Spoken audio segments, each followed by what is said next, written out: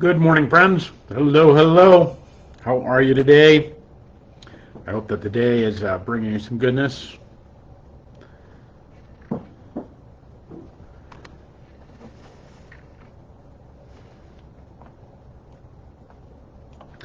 Hello, everyone. Welcome. Sorry to miss yesterday. We were in the midst of providing hospitality for a number of our local ministers around the area. We were having a little ministerial gathering, and I was unable to break loose, and so it was a different level of hospitality rather than our little gathering here. But it is good to be back this week. Hey, Vicki, good morning to you. Hope you're doing great. Hello, everybody. I'll mug up this morning.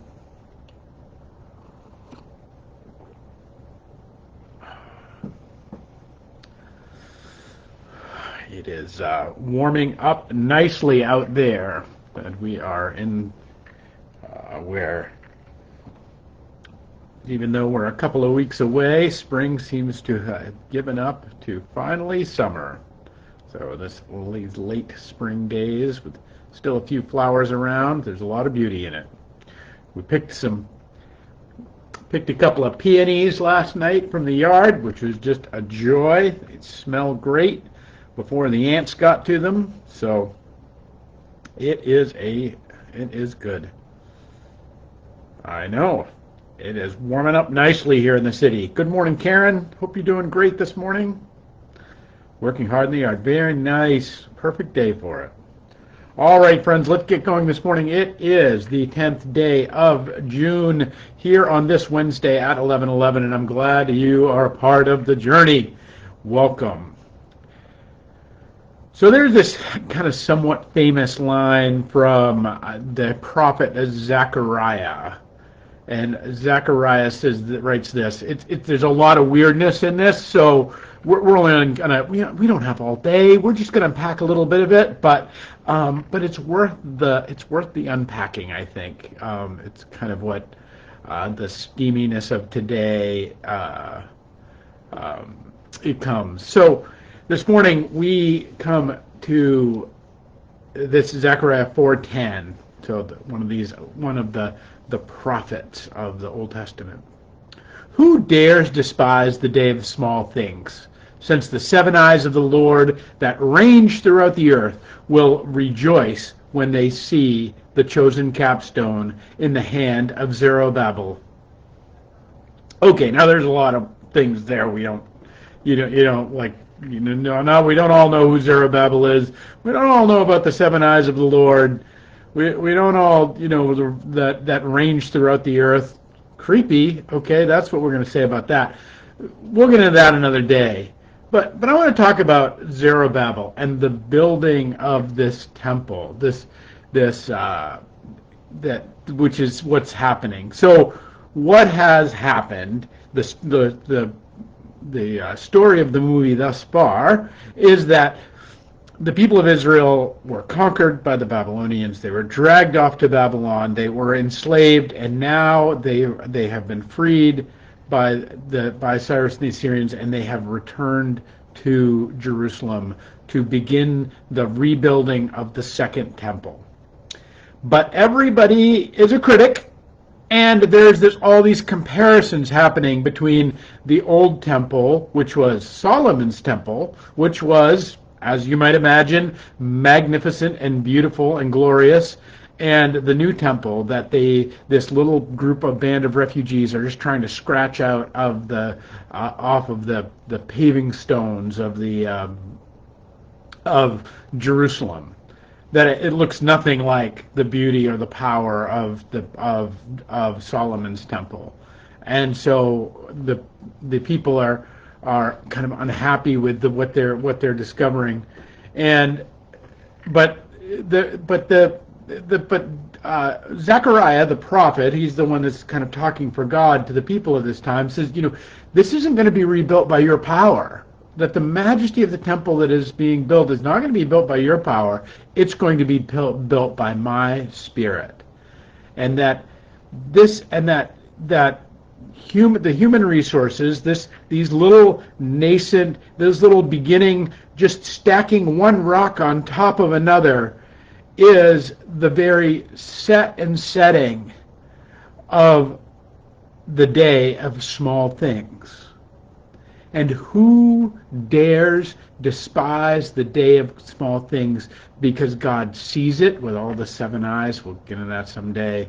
God knows that throughout the earth it is rejoiced, that in the day of small things the entire earth rejoices when God sees it, because there is a capstone. There's that in the beginning is the finishing. In the first stone that is stacked upon another is the entire finishing of the task itself. That they depend on each other. That the very significance of the temple's completion is built in this moment.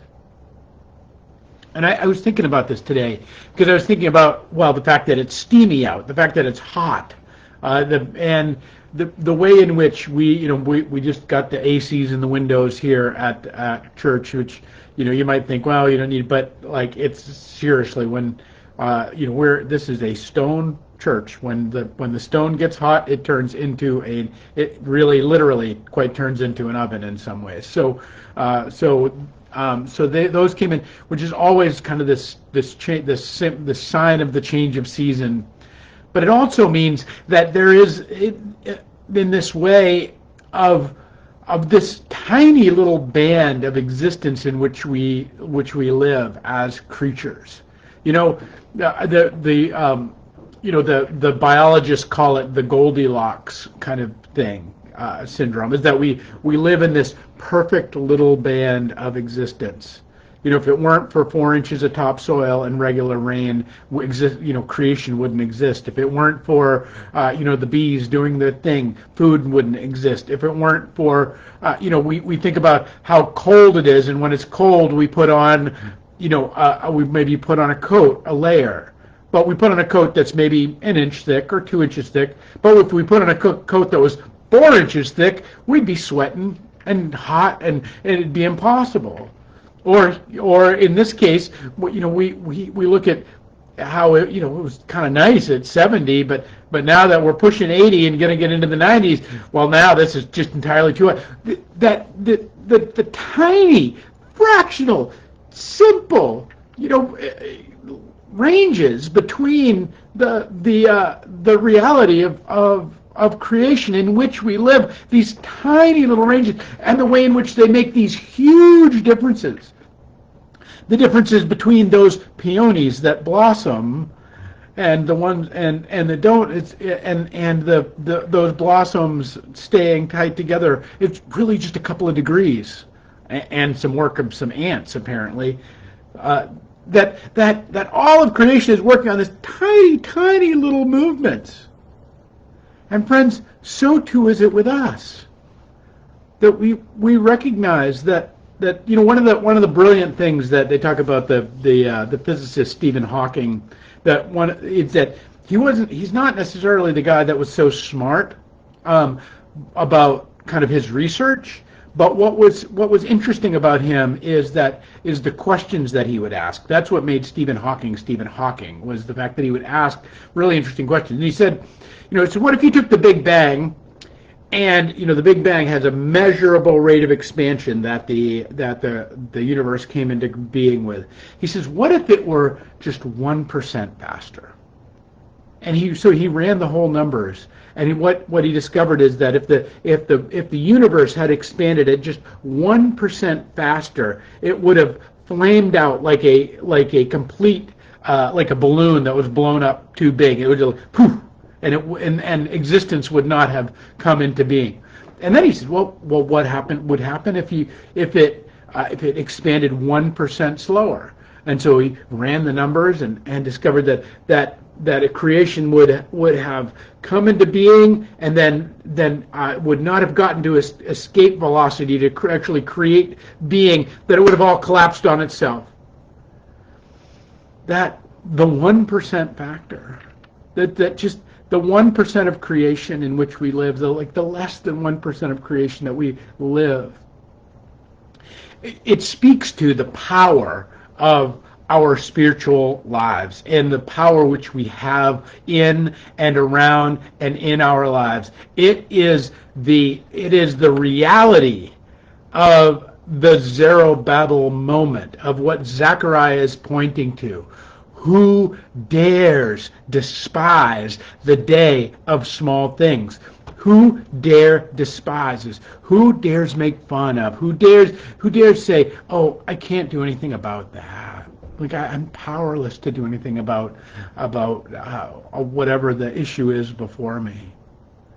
But what all of this says about the fact that we live on this tiny little sliver of creation, and that within that tiny little sliver of creation, so too are our adjustments of whether we put on a heavy coat or a light coat, whether we put in an AC unit or we don't, that have huge implications for the living of our days, that they literally change how we're going to move through this world. And so too are the difference between our action and our inaction, the difference between our motion and our staying still.